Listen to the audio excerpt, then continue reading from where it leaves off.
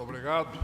Muito obrigado, presidente Robert, a quem eu cumprimento aí pela realização desse evento claramente bem sucedido, tradicional, importante, que discute aí algumas questões relevantes aí para o que nós podemos vislumbrar de Brasil e podemos, principalmente, melhorar na nossa estrutura, não só do mercado de capitais, mas da economia como um todo. Eu gostaria de saudar também o Leonardo Pereira, o presidente da CVM, diretores da Ambima, diretores da CVM, imprensa, senhores e senhoras atuantes aí no mercado de capitais brasileiro.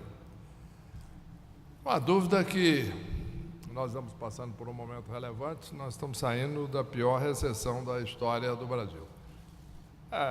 Todos sabemos, já foi discutido aqui hoje, o Brasil já está retomando o crescimento, mas é importante mencionar algumas coisas fundamentais. Não é? Em primeiro lugar, nós tivemos a recessão que foi maior do que a recessão de 30 a 31. É a maior desde que o PIB brasileiro começou a ser medido. Isso tem consequências muito importantes na economia. O segundo aspecto fundamental a ser enfatizado é que o fator relevante que levou essa economia a começar a cair foi exatamente a questão fiscal, que apontava por uma trajetória de crescimento insustentável da dívida pública e que levou ao aumento da taxa de juros, ou que levou ao aumento da insegurança, diminuição do nível, portanto, de confiança na economia. Tivemos, a partir daí, também formadores de preço, que começaram a reajustar preço, mesmo com demanda caindo, que não é uma situação usual. Então, nós chegamos a uma situação onde o Brasil, ao mesmo tempo, tinha uma recessão profunda, desemprego elevadíssimo, mais de 12 milhões de pessoas desempregadas, ao mesmo tempo, inflação elevada com juros elevados. Nós vamos convir que essa não é uma situação usual. Mas o fato concreto é que as medidas começaram a ser tomadas, a confiança começou a voltar, e já vemos sinais claros de crescimento. Né? No primeiro trimestre, nós já temos uma série de indicadores antecedentes importantes de crescimento, como, por exemplo, consumo de energia, produção de aço crescendo 20% em ambos os casos, licenciamento de automóveis 24%, né? Produção 13%, caixa de papelão do lado, 15%, e até fluxo de veículos pesados nas estradas, etc. Agora, não há dúvida que o setor da economia que reagiu fortemente no primeiro trimestre, o que liderou o processo de retomada, foi a agricultura. Né? No ano passado, a Conab projetava 212 milhões de toneladas para a safra. Esse valor já significava um aumento de 14% em relação ao ano anterior. No entanto, a realidade foi um aumento de 22%. Qual é a mensagem relevante disso? Isso é importante. A produtividade da agricultura cresceu muito. Quer dizer, não é meramente a produção agrícola, tá bom, vai plantou lá no campo, cresceu. Não, a produtividade cresceu. Isso é decorrência de uma contínua melhora na tecnologia de produção. Uso de sementes mais avançadas, programa de controle de pragas mais eficientes, início de uso de técnicas de agricultura de precisão. Nós temos hoje, é comum, não é? Plantações e colheitas que são direcionadas por satélite, imagens de satélite, tratores computadorizados, plantadores ou colheitadeiras computadorizadas, tudo automático. Em resumo, o nível de tecnologia no campo hoje é dos mais altos do mundo, o que, portanto, não surpreende que seja um líder na produção mundial e que mostre um caminho a ser seguido por toda a economia brasileira no que diz respeito ao aumento de produtividade. Nós vamos falar sobre isso em seguida. No primeiro trimestre desse ano, isso é importante, houve um crescimento da massa salarial real, cerca de 3%. A razão é a queda da inflação. Isso é muito importante. Isso é um outro fator que impulsionou, porque o salário real passou a ter mais valor e o trabalhador ganhou poder de compra, portanto. No segundo semestre, agora, nós estamos vendo a recuperação já ser mais disseminada pelos demais setores econômicos. O consumo está sendo beneficiado também pela liberação de saques de 40 bilhões de reais no FGTS, né? Então, são fatores que fazem com que, de fato, nós temos aqui uma combinação de oferta na cultura, consumo crescendo paralelamente, mas tem aqui um ponto da maior importância. Nós acreditamos que o crescimento do investimento tem um potencial maior ainda do que o consumo aí no curto prazo.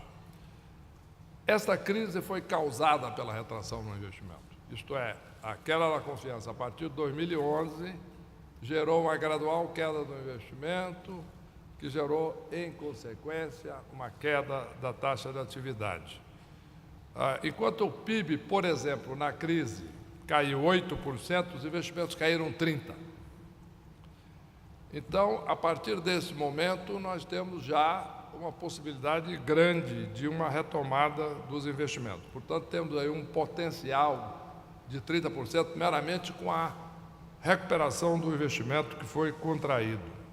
Isto gera uma outra conclusão importante, que, ao contrário de períodos anteriores, um crescimento voltado a uma recuperação, baseado numa recuperação de investimento, no aumento da mão de obra empregada, no aumento da confiança, é realmente bastante diferente de alguns períodos anteriores, quando nós tivemos crescimentos que foram impulsionados por expansão artificial do crédito, o que, evidentemente, não era sustentado, né?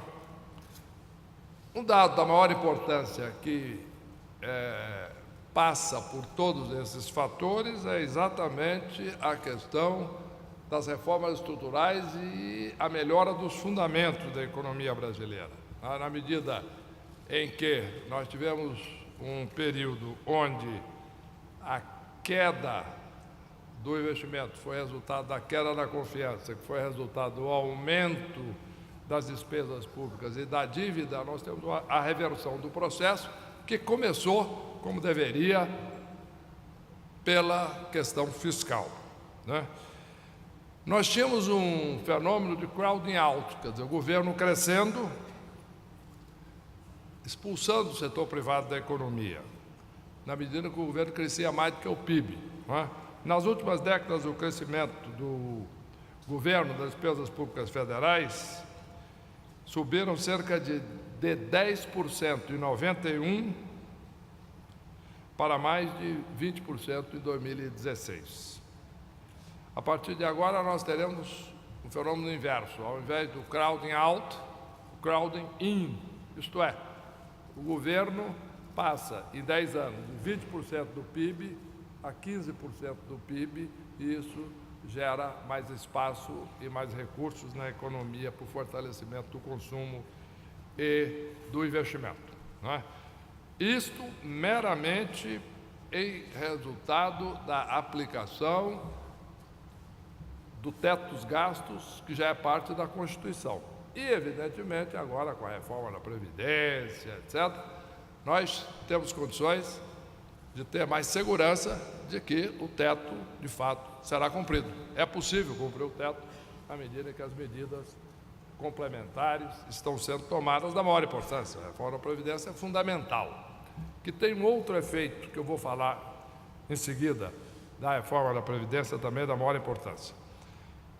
Outro dado relevante é que, cumprida a fase de recuperação da economia com o país saindo da crise, através das reformas fiscais, nós entramos na segunda fase, que é o aumento da taxa de crescimento potencial da economia.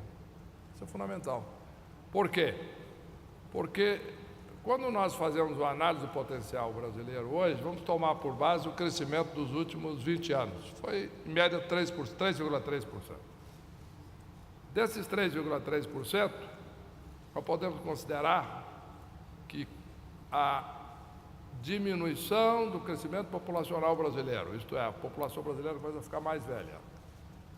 Quando viver mais, que é bom, começa a gerar menos filhos e, de um lado, pesa na Previdência, viver mais é bom, é uma boa notícia, o padrão de vida é melhor. Por outro lado, pesa na Previdência e nós temos também uma questão de menor entrada no mercado de trabalho anualmente. Isso, somado com alguns efeitos da economia internacional, China e outros, nós temos um potencial da economia brasileira hoje, possivelmente, ao redor de 2,3%.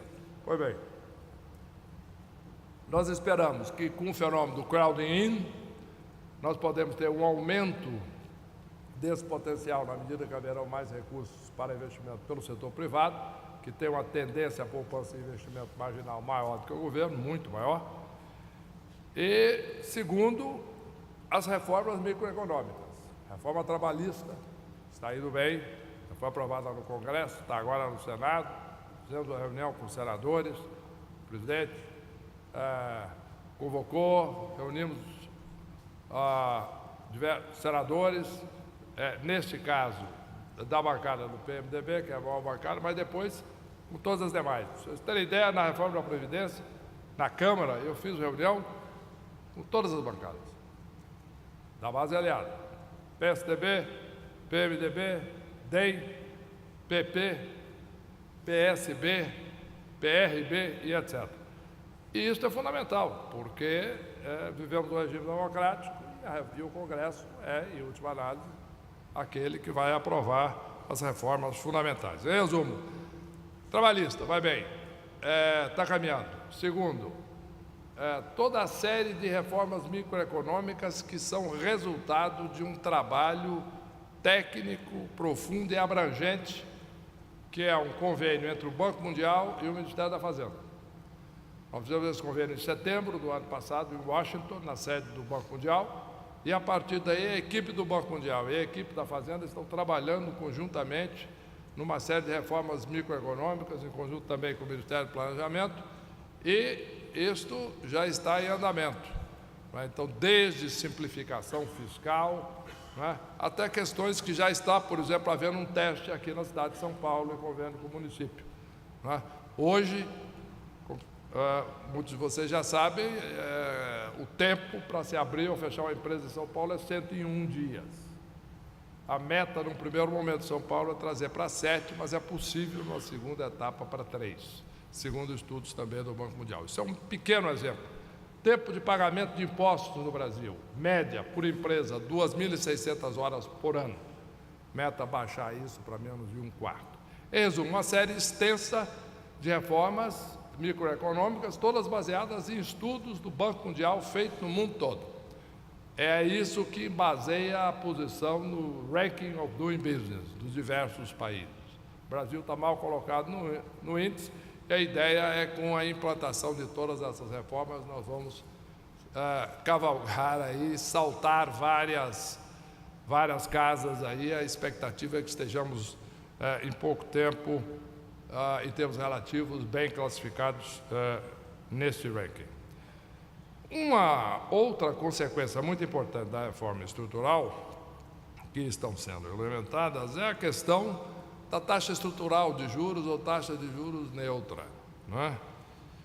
Não estou falando aqui da taxa Selic, que é a taxa basicamente aplicada pelo Banco Central, determinada pelo Banco Central, que é sujeita aos fluxos monetários, etc., visa, em última análise, controlar a inflação.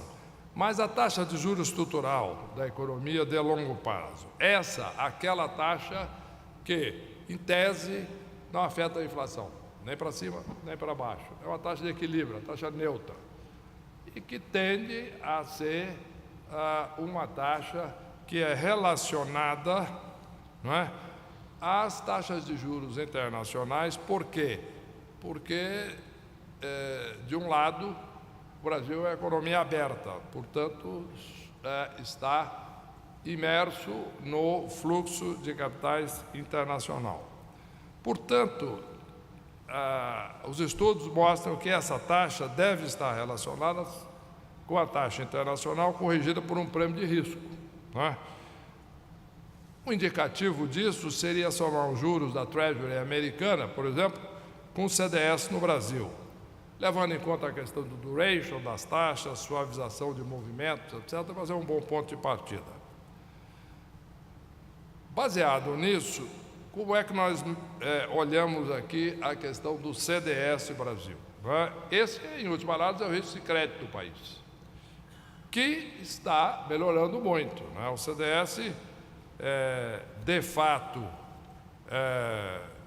chegou aí, estava a 500 pontos no começo de 16 e agora está em cerca de 215 caindo. É uma redução de quase 300 pontos, o que significa numa redução similar nos juros estruturais, né? Essa abordagem de somar o Treasury com o CDS funciona bem para vários países emergentes. No caso do Brasil, também tem boa correlação. Mas existe um fator aqui característico do Brasil. É a questão do nível. Há uma correlação, sim. Mas os juros neutros brasileiros foram sistematicamente superiores aos juros internacionais ajustados pelo risco, comparado com a maioria dos outros emergentes. É como se houvesse um prêmio extra, algo diferente na economia brasileira. Na verdade, há dois fatores importantes, e ambos estão sendo endereçados. O primeiro é a baixa taxa de poupança no Brasil, que está sendo endereçada de duas maneiras. Por quê? Porque a poupança agregada baixa significa uma menor oferta de capital. Com isso, o nível de juros de equilíbrio aumenta um pouco. Tem duas razões. O primeiro é a presença do governo. Um governo relativamente grande, né, por padrões de países emergentes. Por exemplo, a arrecadação tributária bruta do Brasil é a maior da América Latina. E temos um déficit importante, a despesa maior ainda. Pois bem. Então, no momento em que nós estamos fazendo as reformas fundamentais, né, primeiro com a PEC do teto e depois agora com a reforma da Previdência, etc., nós estamos enfrentando esta questão fundamental. Na medida em que, de fato, em 10 anos, a participação do governo na economia cai de 20% do PIB para 15%, nós teremos um aumento na taxa marginal de poupança, na medida em que o setor privado tende a poupar mais. Mas, mesmo assim, existe um segundo aspecto interessante, é que os cidadãos brasileiros, em geral, têm um nível ajustado pela renda, um nível de poupança menor do que países similares, principalmente os asiáticos. Existe muita discussão sobre questões de cultura, etc., mas existe um problema básico, não é isso não. É um problema objetivo, né? Chama-se Previdência Social. Isso é um pouco, é pouco citado, mas é fundamental, né? Existem estudos internacionais muito importantes. Com as regras atuais da Previdência, a maior parte da população brasileira não precisa poupar nada para manter um padrão de renda, um padrão de vida compatível com o seu padrão enquanto na vida ativa, depois de aposentar. Isto é, segundo estudos internacionais, a razão entre o benefício previdenciário e o salário de contribuição no Brasil, por exemplo, é 76%. Na Europa, que é alto, 56%. Mas, se formos comparar com a Ásia, a diferença é muito maior ainda. Então, evidentemente, os asiáticos, por exemplo, eles precisam poupar. Quem conhece a China bem, por exemplo, sabe disso, né? Tem que poupar. Todos estão preocupados em poupar para o dia parar de trabalhar, né? Então, esta é uma preocupação que, com uma previdência generosa, tem três resultados. Um deles é positivo, é bom, tá? Que bom. Os brasileiros têm uma previdência boa, generosa, etc. Mas tem duas consequências, né? Uma delas é a fiscal, que já está sendo extensamente discutida, né? E a segunda é essa: a propensão marginal à poupança cai, né? Então, a poupança que nós estamos fazendo, poupança no lado senso, isto é, na medida em que existam fundos de pensão mais desenvolvidos, as pessoas serem mais preocupadas com isso, etc. Quer dizer, tem todo um sistema de poupança nacional que se desenvolve nessa linha de ação. A idade média de aposentadoria no Brasil é 59 anos. A média dos países da OCDE é 64. Só perdemos para Luxemburgo, isto é, só Luxemburgo tem uma idade menor que o Brasil, que é 58. Luxemburgo, cidade-estado, rica, centro financeiro internacional e etc. Muito bem. Então, existem, portanto, várias consequências. A primeira é fiscal, já exaustivamente endereçada, etc., e que estamos discutindo, mas a segunda é exatamente esta, né? Na medida que há um nível de poupança menor, nós temos um estoque de capital produtivo mais baixo, etc., e juros mais elevados, etc., e, portanto, PIB e salários menores. Porque nós devemos levar em conta também que a poupança brasileira, ao contrário de outros países, de alguns poucos países, em que a poupança pública é capitalizada, isto é, as pessoas acumulam a poupança. Então, existe um estoque de capital, sim, uma poupança financiando a economia, financiando o mercado, etc., e que é a base da aposentadoria. Não, no Brasil a aposentadoria tem um déficit, que é pago pelo Tesouro, em última análise. É a despesa corrente. Tá certo? Se paga, os contribuintes atuais pagam os benefícios daqueles que estão aposentados. E ainda existe um déficit, além disso. Acumula uma dívida, na realidade, e não uma poupança. Tá certo? Então, a Previdência brasileira é deficitária, ao contrário da maioria dos países equilibrados, em que ela é superavitária na medida em que gera uma poupança exatamente para pagar as aposentadorias futuras. Tá? Em resumo, então a reforma da Previdência é fundamental e endereça essa questão. É o cerne. Então, a reforma da Previdência não só endereça a questão fiscal, mas também a questão da poupança nacional. Por exemplo, vamos falar o que está na proposta, que foi mandada para o Congresso. O servidor público, por exemplo, o que está lá entra no regime geral, mas tem a Constituição, existe a previsão na Constituição de um fundo, né, um regime próprio para os servidores públicos, que aí vai haver uma contribuição especial, maior, etc, etc, etc. O que é o caso para qualquer tipo de trabalhador do país. A segunda distorção refere-se ao crédito direcionado, né? Atualmente, cerca de metade do crédito total do setor privado é direcionado, né? Essas taxas não estão, a princípio, relacionadas com a taxa de mercado e, a partir daí, não refletem a escassez de capital e a alocação correta de recursos. Por exemplo, quando o Banco Central eleva a taxa de juros, né, para conter a demanda, ele está atuando somente sobre o crédito livre, que é cerca da metade do crédito. Isso tira um pouco a potência da política monetária, significa que a taxa de juros tem que ser um pouco mais elevada para o crédito livre para compensar, não é? Estamos enfrentando isso também diretamente, através da reforma do maior item de crédito direcionado, de custo de crédito direcionado. Ele continuará sendo, só que agora com taxas que vão convergir para o mercado na medida em que a proposta, em andamento já, medida provisória, etc., em andamento, que é a TJLP, que se transforma em TLP a partir de janeiro do próximo ano, e que ela passa a ser indexada a NTNB, um percentual da NTNB, e gradualmente vai subindo esse percentual, chegando até a 100% da NTNB, portanto, totalmente alinhada com o mercado e permitindo ao BNDES, inclusive, acesso livre ao mercado de capitais.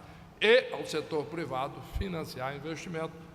Evidentemente que tudo isso, com as reformas fiscais, exatamente a correção das distorções do mercado de crédito, a consequência esperada não é que as taxas de juros vão continuar elevadas e a taxa do TJLP vai subir. Não, a expectativa é que caiam, portanto, as taxas de juros de equilíbrio caia, portanto, o custo da NTN-B nesses próximos 5 anos e, portanto, essa convergência se faça para taxas muito mais baixas do que as taxas de mercado atuais, o que significa que não necessariamente a nova TLP vai ser maior do que a atual TJLP, não, idealmente até menor. Só que aí todo o mercado, com tudo isso, vai estar funcionando com taxas menores. Em resumo, é um volume, uma abrangência de reformas muito fortes, mas com uma direção clara, né? Política fiscal responsável, no caso do mercado de crédito, menor risco, sistema previdenciário que reduz distorções alocativas, criando condições para o crescimento da poupança agregada e uma TLP convergindo para as taxas de mercado. Isto, além de equilibrar a situação fiscal, baixa taxa de juros estruturais, reformas microeconômicas e etc., como mencionei. Portanto, no final do processo, né, a ideia é criarmos um país mais próspero, com juros mais baixos, mais capital produtivo, maior crescimento do PIB, maior crescimento do salário. Portanto, muito obrigado, é uma satisfação estar aqui, sucesso a todos, vamos voltar a trabalhar, porque precisamos de fazer muita coisa ainda, de fato, para o Brasil voltar a crescer. Obrigado.